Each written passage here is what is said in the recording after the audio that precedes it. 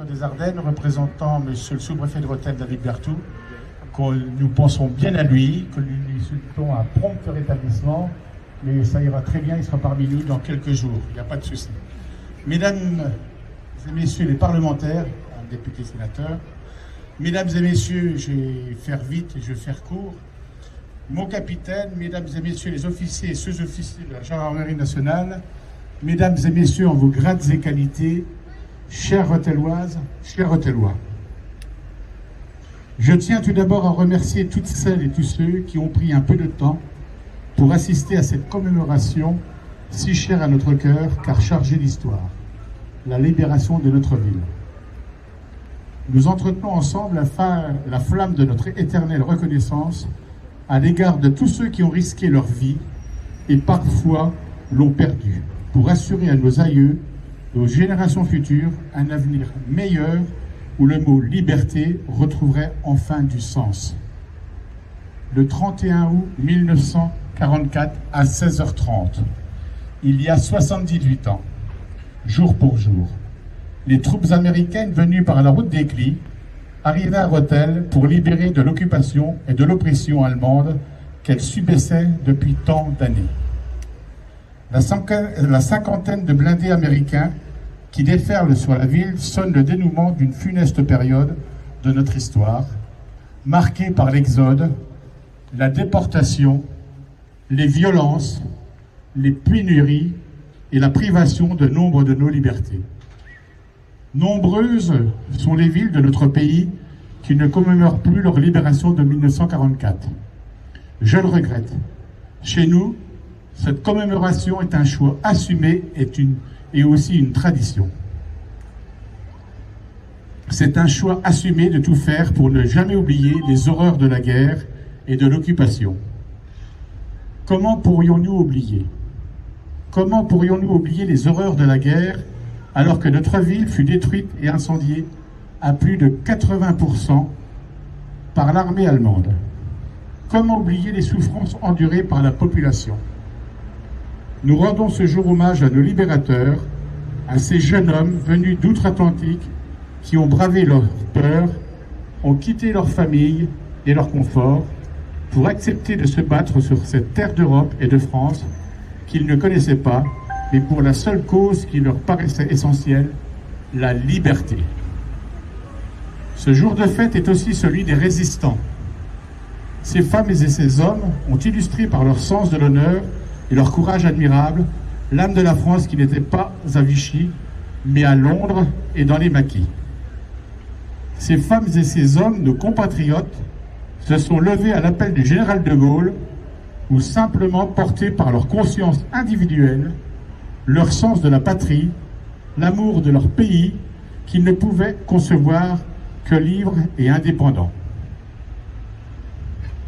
Je fais partie d'une génération née après-guerre et qui a eu la chance de ne pas vivre cette époque et ces drames. Cela me donne en tant que maire, cela nous donne en tant que citoyens et plus simplement en tant qu'être humain la responsabilité que jamais ne s'éteigne la flamme de la mémoire. Nous sommes liés à cette histoire. La mémoire doit être entretenue par un travail pédagogique, par l'éducation, mais aussi par des rituels, par des traditions comme nous le faisons aujourd'hui. Jean Jaurès disait de la tradition que ce devait être des braises que nous devions entretenir et non des cendres que nous devions conserver. La période d'occupation de la France par les armées nazies fut une période durant laquelle nos compatriotes se retrouvèrent divisés. Divisés par une ligne de démarcation, mais divisés aussi par leur appartenance idéologique et religieuse. Ces divisions étaient voulues et exacerbées par les autorités politiques du moment. Ces divisions entre Français ont conduit à la dénonciation de millions de personnes, à l'emprisonnement, et à la déportation et à la mort de centaines de milliers d'entre eux. Nous ne pouvons qu'être émus et honorés à l'occasion de cette fête de la libération, la mémoire de la famille Szymanski, martyr de la folie antisémite qui sévit dans notre ville le 12 octobre 1942. Transféré au camp d'internement de Drancy, avant d'être déporté à Auschwitz, Leur histoire raconte l'obscurantisme dans lequel notre ville était plongée avant d'être délivrée par les forces alliées. Je leur rends hommage à ce jour si particulier. Alors, au moment où nous sommes réunis pour commémorer la libération de Rethel, je pense qu'il est important d'avoir une pensée fraternelle pour les femmes et les hommes qui luttent contre l'envahissement de leur pays et pour retrouver leur liberté. La guerre en Ukraine, aux portes de l'Europe, nous concerne tous et toutes et nous montre la fragilité du concept de paix. La liberté n'est pas une évidence. C'est une exigence, c'est un combat de tous les jours. Faisons en sorte d'être armés dans ce 21e siècle pour ne plus jamais perdre ce que nos prédécesseurs nous ont rendu un après-midi d'août 44. La liberté que nous avions perdue. En ce jour où nous fêtons la libération de notre ville et honorons nos soldats qui ont combattu pour les forces de la démocratie, il nous appartient de veiller tous ensemble à ce que notre société demeure une société dont nous soyons fiers. J'en terminerai par une citation d'André Malraux. « La liberté appartient à ceux qui l'ont conquise. » Je vous remercie. Vive Rethel, vive la République et vive la France.